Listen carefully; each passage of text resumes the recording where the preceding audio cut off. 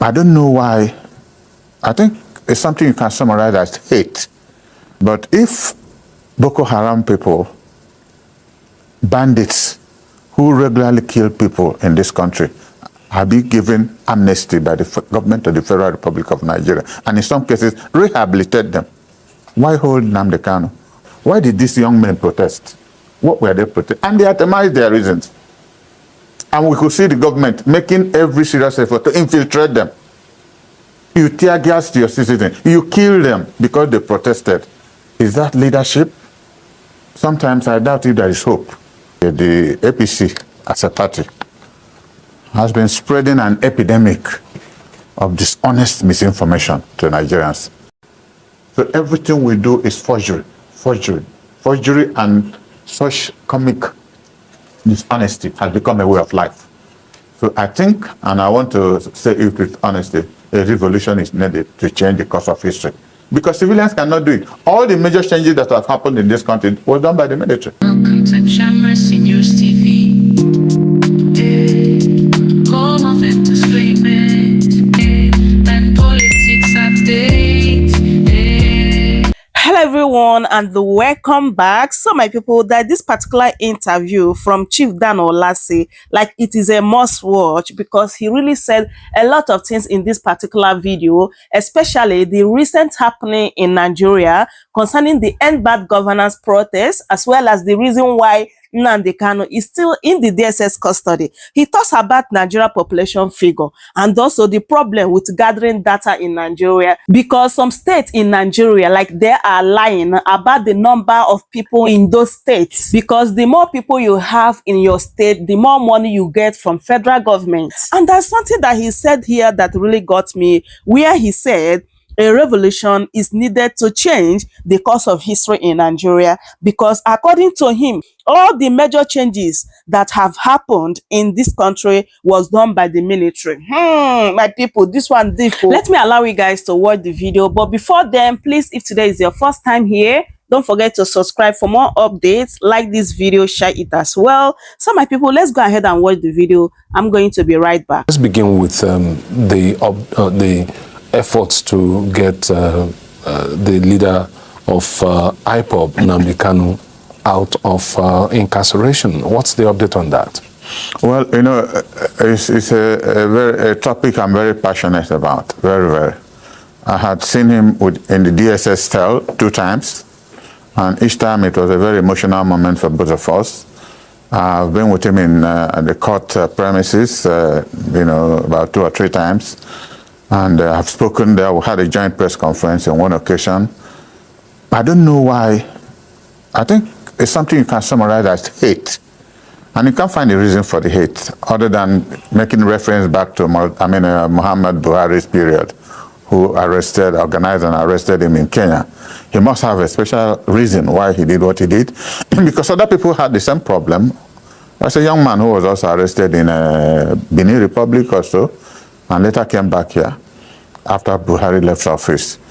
But if Boko Haram people, bandits who regularly kill people in this country, have been given amnesty by the government of the Federal Republic of Nigeria, and in some cases rehabilitate them, why hold Nnamdi Kanu, who had publicly assured government, if you let me go, I will help you increase security in the southeast and any other part you might require my services?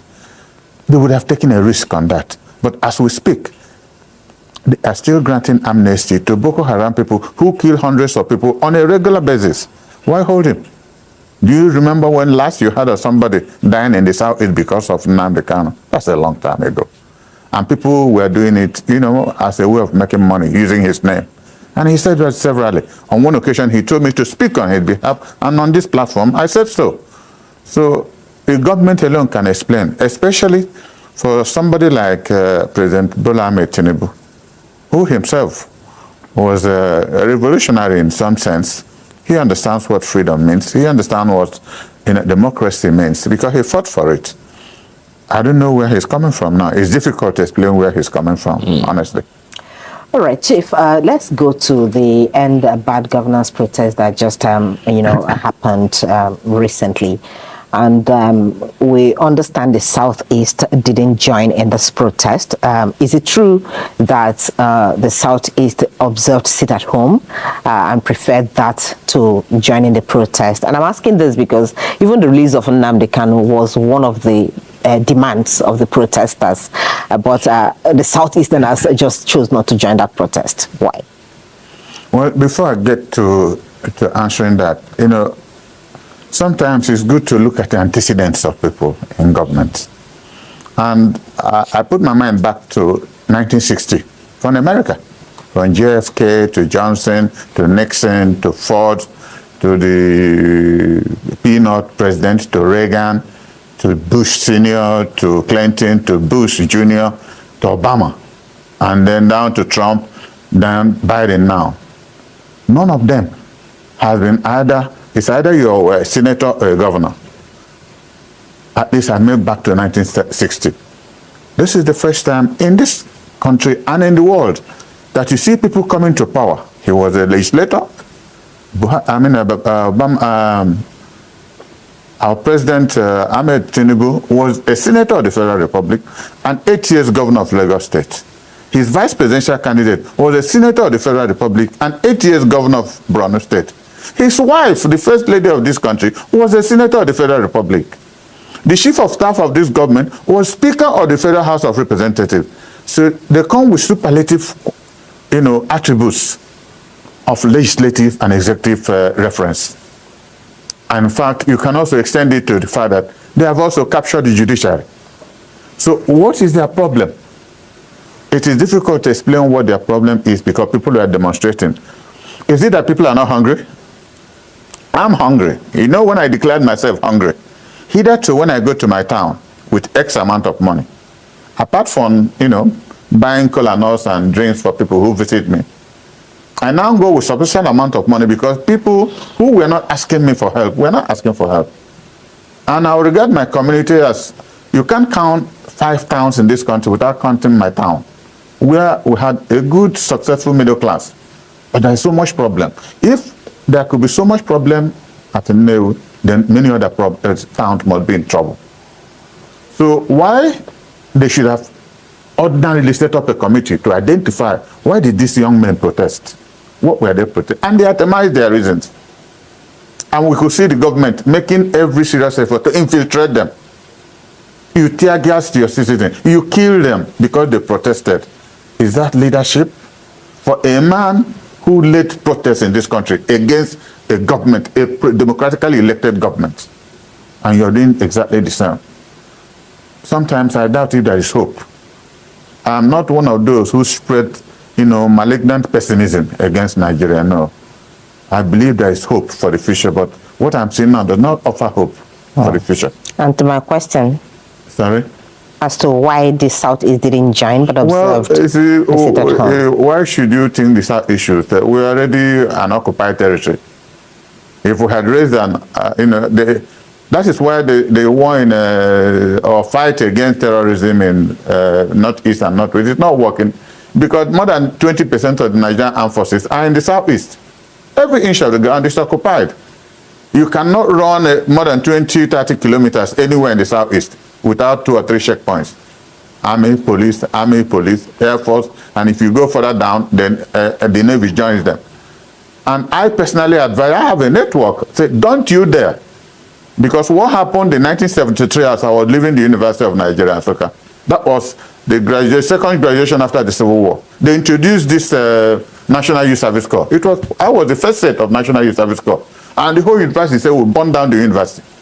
Why am I that they are now doing it to increase the years of suffering of the Igbos? 32.5 years of the war was not enough. They now want to add us extra year. And a military officer, who incidentally was not Igbo, a Northerner, called me and said, 1 year, if that is the sacrifice your people will make for the stability of Igbo land, you can afford to do it. Don't allow any blood to be shed here. And at the Freedom Square, I got up. Then Professor Kodlinya was the Vice Chancellor. I got up and spoke to the students, and everybody walked away. And we went for youth service. Where are we today? Every other part of this country, they are doing youth service. But it was actually directed for a particular people. And we refused to bow. So I told people, if you don't have need to demonstrate, we're already where we are. There are Igbos across this country who joined the demonstration, and you saw them on television, on your network, speaking in Kaduna, in Lagos, Ibadan, every other place. But in Igbo land, I said no, because when they open fire there, it will be disastrous. So I thank God that we didn't join, at least at home. But Okay. we expressed interest and support outside Igbo land. Chief, the protest has held, and I think it was on Sunday morning after the protest. I think that was the fourth of the protest that the president came out to speak to the nation about the protests. How do you? I'm sure you listened to that speech. Well, I watched it live, and I watched the commentary of many people. I think it was Wole Soyinka who said it was rubbish. That's the word he used. And so many other people, Afenifere, condemned it in totality, giving it different reasoning about true federalism. That was not what the president was talking about. I would have expected somebody at that level, where your citizens, under your own watch, let me not say under your authority. I don't know how they give authority to the police to act. Police will tell you they're acting in self-defense when they see that they are being attacked. But we also saw the police with vehicles, pro-government demonstrators coming to the stadium. We saw them being, your network showed them being given money, and they infiltrated and joined the regular, the honest protesters, and they started tear gassing them. So what I'm saying is that it's difficult to explain why the president on that speech would not have said, okay, you have demonstrated, you have protested, because protest is about, problems, unresolved grievances. That is what protest is all about. If I say that, oh, Kunle and Nkoli, what you're doing, I start protesting here. It's one man protest, but there's something I'm trying to emphasize for people to notice, to take notice of. You would have itemized, first is hunger, that they are hungry. Is he telling me that he lives in London, that he doesn't know that his citizens are hungry? I'm setting up a committee in the next 4 days to address this. For all the items you listed, give me 2 months to start effectively addressing them. That would have meant something to, even if you didn't finally do it in 2 months, people will know that you're actively and seriously reacting to the protest. But when you look at his broadcast, it was neither here nor there. He couldn't be bothered, as if he was, how can really they be bothered? How many times has he been in Paris? That was the last time he was there, for about almost 2 or 3 weeks. So some of them rule us from foreign land, go to Dubai, and they won't create a Dubai, Paris here. Or they will always run into the plane and go there, shamelessly, I must say. So I would have expected him, directly answering your question, to itemize the demands of the protesters and address them, which wasn't done. Now, one of the demands of the protesters is the reversal of fuel subsidy removal, that government should bring it back. In fact, one of the protesters said, well, if we cannot go forward, then let's go back to where we're coming from, But I've also listened to the executive try, frantically to explain why going back and bringing back subsidy may not be the best option. Some have also offered that if our refineries start producing and we increase, our production locally, that all these prices may be forced down, whether or not fuel subsidy is brought back or not. So let's get your take on that. Look, what Tinubu has done in the past couple of weeks is what I call situational politics, the politics of convenience. How can you go to, what square do we call it in Abuja here? Eagle Square, what? What is square where they normally do parade here? Eagle Square. And you make a pronouncement, you are removing subsidy. One would have expected a very intelligent politician to say, today I'm making an announcement, removal of fuel subsidy. In the next 4 days, in the next 1 week, a committee is already at work to look at the modalities of doing this so that Nigerians will not suffer.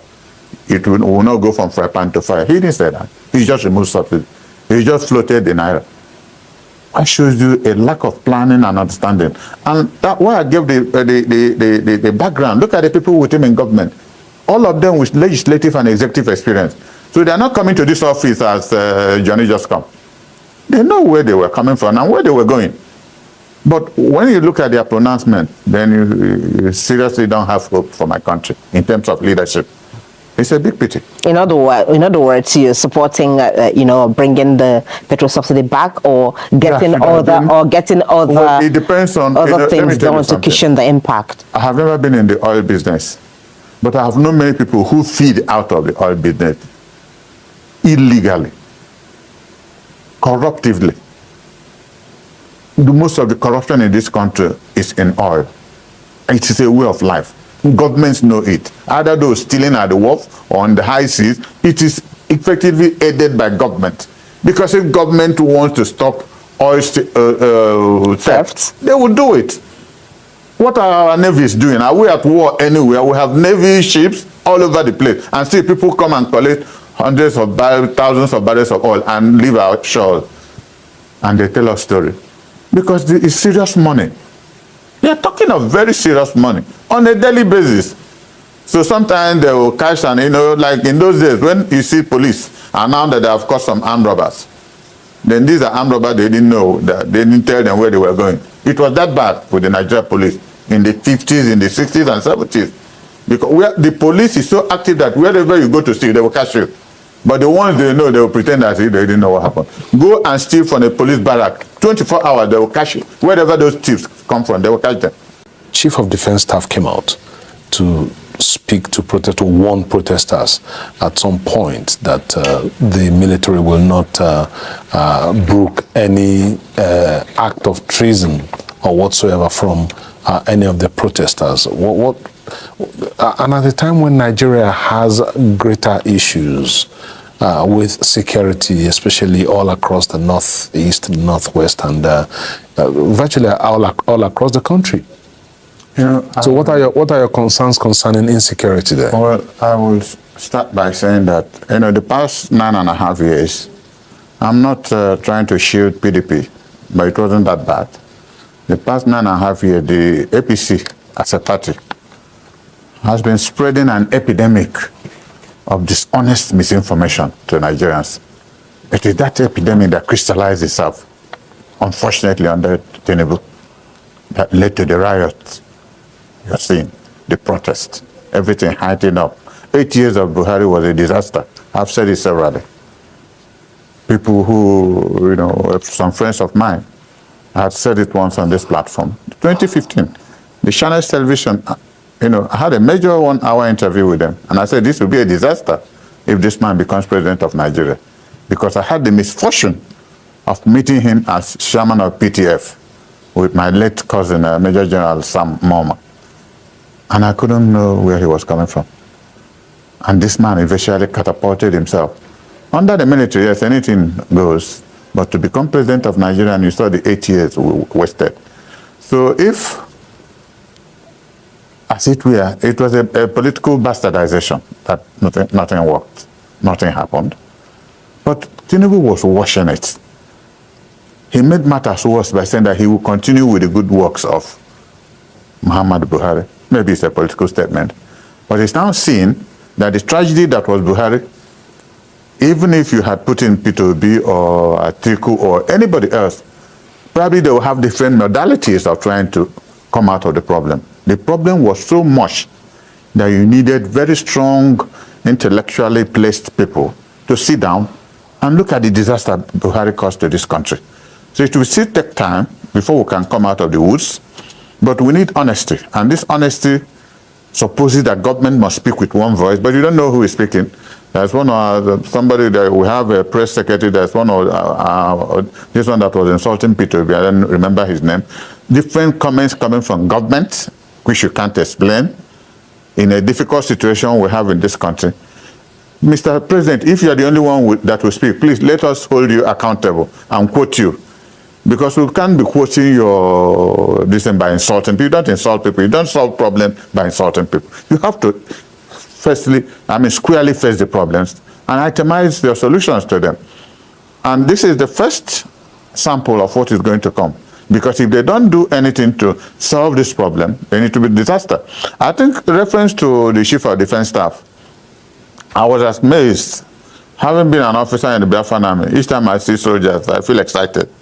But when a soldier becomes a politician by making commentaries that he shouldn't make, we have a Minister of Information. That was a National Security Council that just finished meeting. Even if a soldier was to speak, not the chief of defense, that will have a military spokesman who is a major general. He didn't talk. And the chief of defense that just came out, and rather ruthlessly, they will deal with those who want to truncate democracy. I wish he would use the same force to deal with those who are already truncating democracy in Northeast and Northwest, which is their primary responsibility. Because,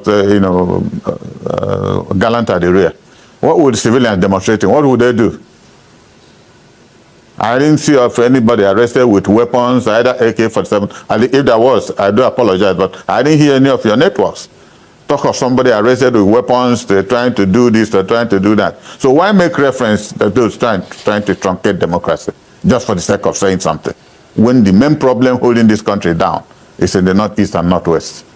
So I thought it was an unfortunate comment for him. Okay, Chief, you're always very vocal, and that's why sometimes when you talk, there may be a misunderstanding about what you say. There appears to be a misunderstanding over a recent interview you granted where you were referring to Tinubu as having won the 2023 election, and you said with common sense. Could you clarify what you meant by that? That's what I call speculative literature. It's part of social science.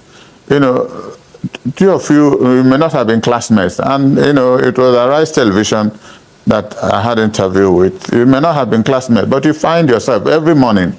Nigerians look forward to listening to you. They learn something from your commentaries, from your questioning, from your attitude. They learn something.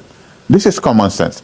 Common sense of knowing where to be at a particular point in time. What you want. You need common sense to pass 1, 2, 3, 4 secondary schools, and you choose A or B.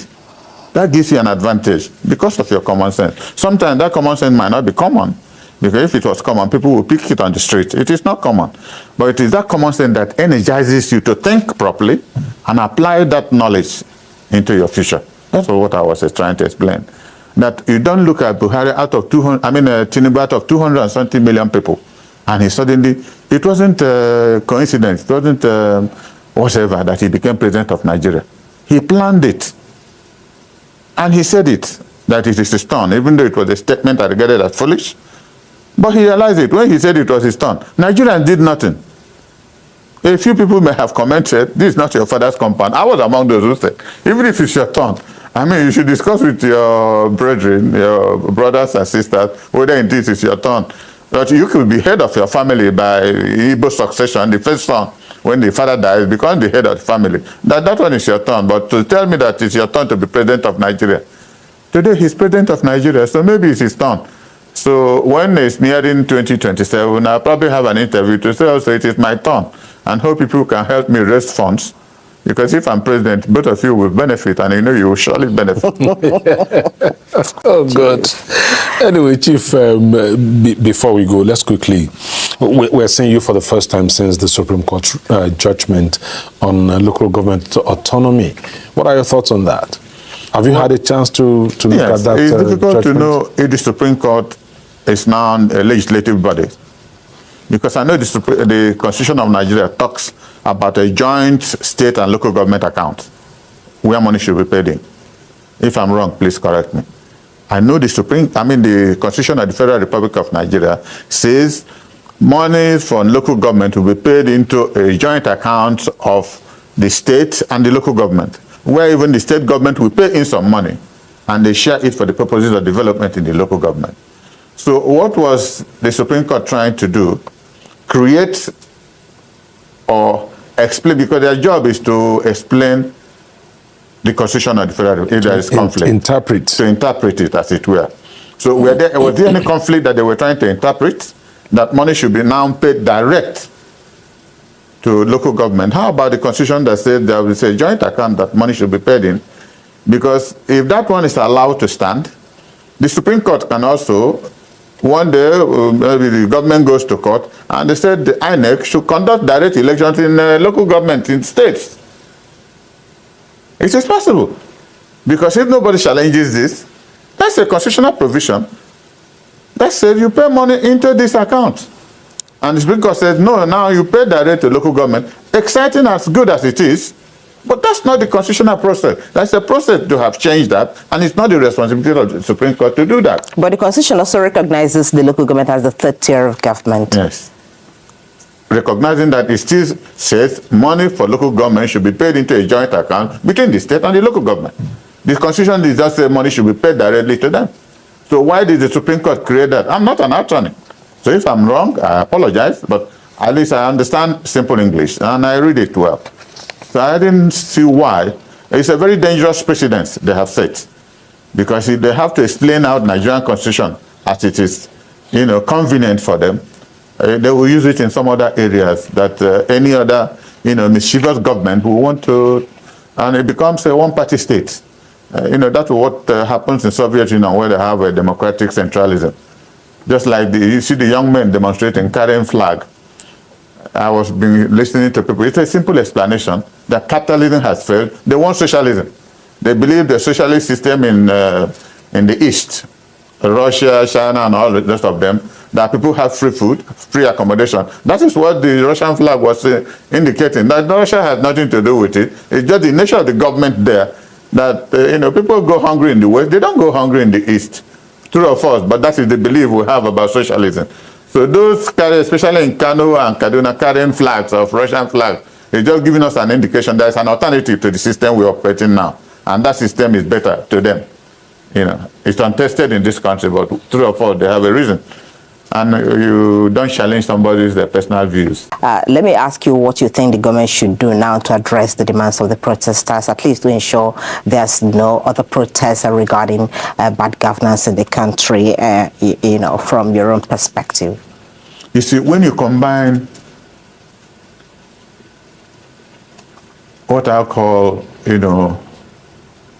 bad political participation or bad political thinking, you combine it with an unyielding wave of arrogance, it leads to political blindness. You are wrong, and you know you are wrong. You're trying to justify it. There's nothing else God's government can do if sincerely they love this country. They love the people of this country. If for the president to now go back, sit down and look at all the demands of Nigerian people, including me, and set our committees. Announce committees. They haven't done it yet. Announce committees outside the Federal Executive Council that will address this problem and give them time lag. That's the only solution. There's no other magic. And then Nigerians will say, oh, he is seriously now addressing the reasons why people, protested in the first place. So that we'll avoid this unnecessary killing, unnecessary tear gassing of people. That's unfortunate. The CNG buses are already being rolled out, the hybrid buses. Isn't Sorry? that? I said the government has already released about 100, right? No, 30 actually. 30 CNG buses already. Well, I haven't seen. I live in Enugu. I haven't seen one. Oh, that's in Abuja for a start. Okay, Abuja is not Nigeria. They were commissioned yesterday by the president. You see? And they have been making noise about it for the past 1 month. That about, there are hundreds, the news, I heard even from your station, hundreds of it had been released to states. And I have taken time to go around, to saw the government in Enugu. I haven't seen one. Because if a government should do something like that, in a day, you make sure, even if you're sending one, make sure you send one to the 36 states, so that you get to any capital city, you see one of such buses or whatever they are. But, to anticipate without any reality, it is even more dangerous than not doing at all. But the issue of refinery not working in the country seems to be one of the problems the country is having. Our own local refineries, we've been told severally that they will start operating. At the Port Harcourt refinery, in fact, we were told that before Yuletide, or was it after Yuletide, it will start working. And today we are in August.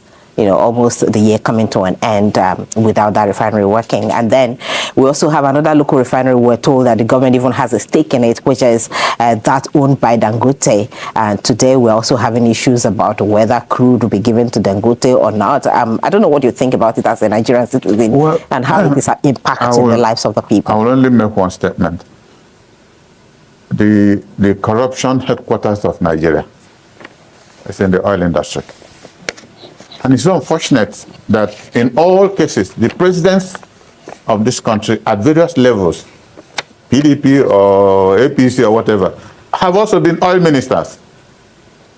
from the military till today, probably more than $1 billion must have been set aside for Port Harcourt refinery.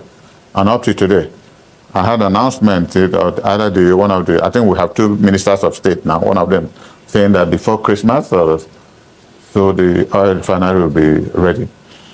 The one built by a private individual is not being given oil, and he was importing oil until the president directed recently that they should give him oil and sell to him in Naira.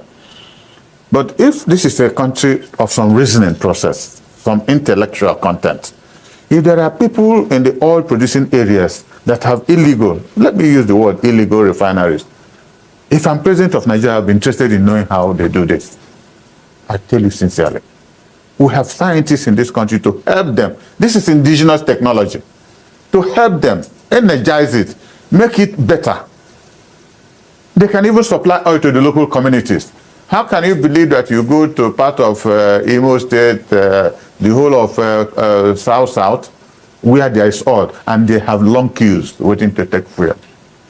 Does that look exciting to you?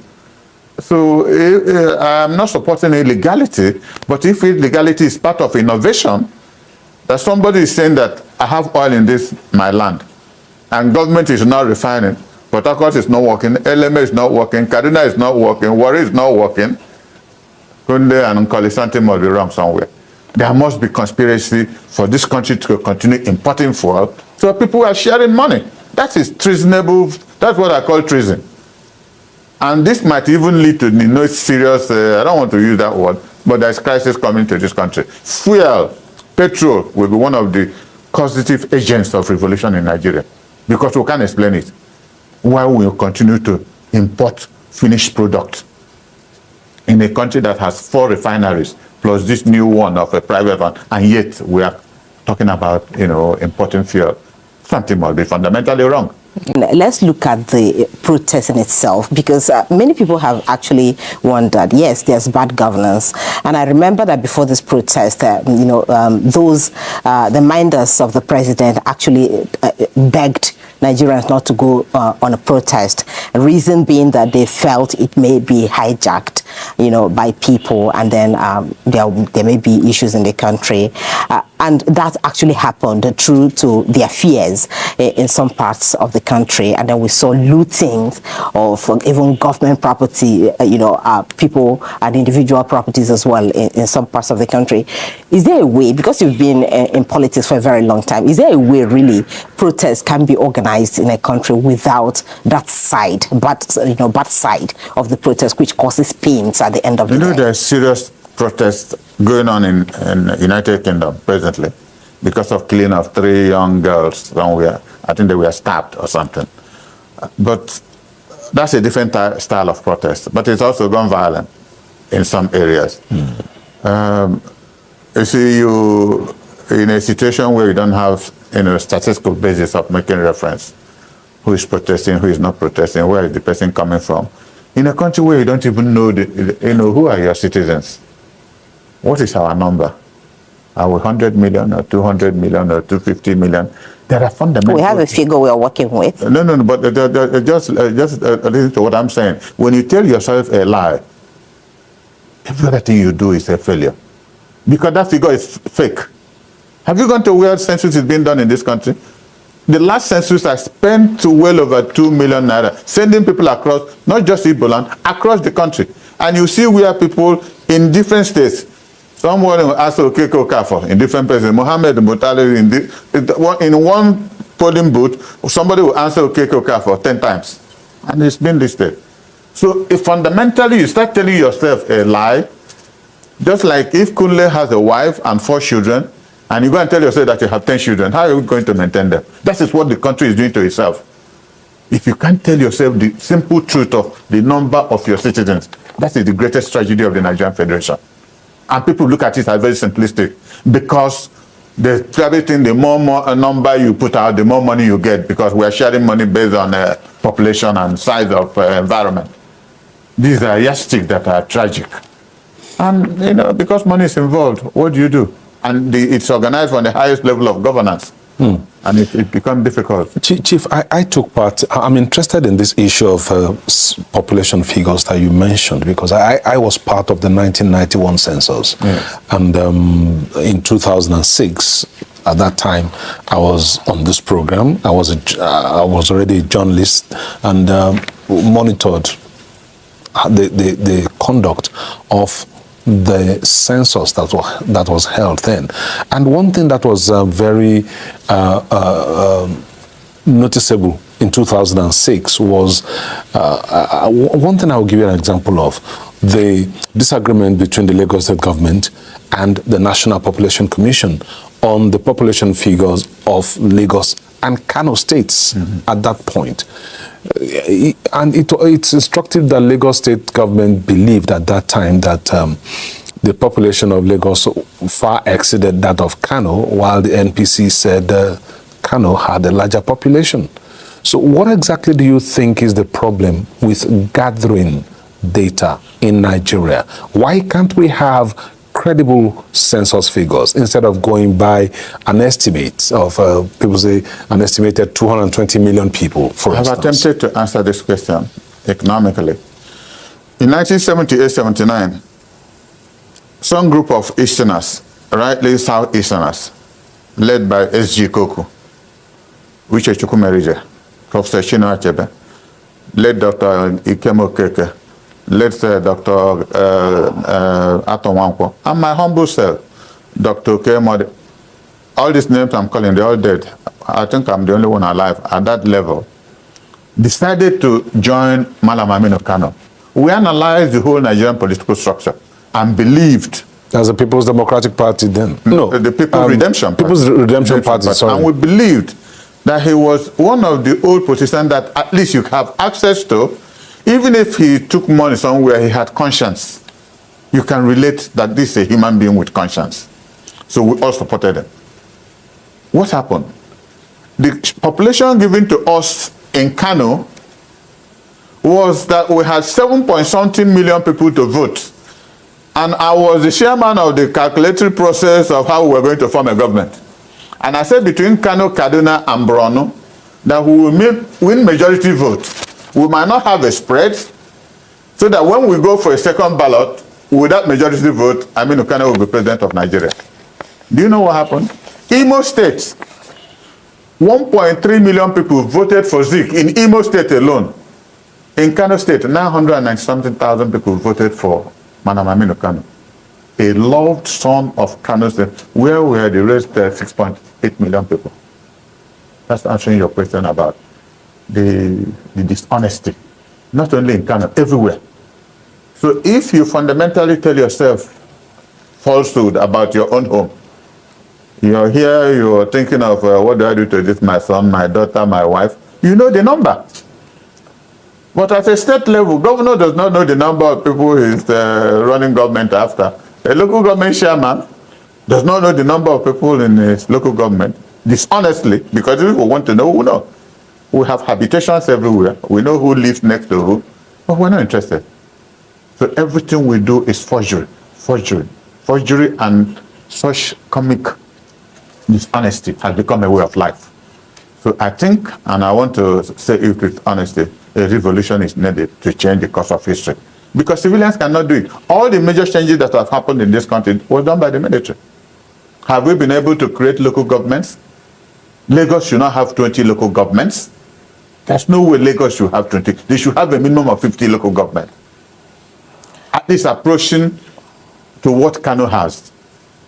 At a time when some group of people are also asking that we go back to regional government. Well, this is also part of, people are talking about that because, okay, look at, in recent times, there was something I wanted to talk about.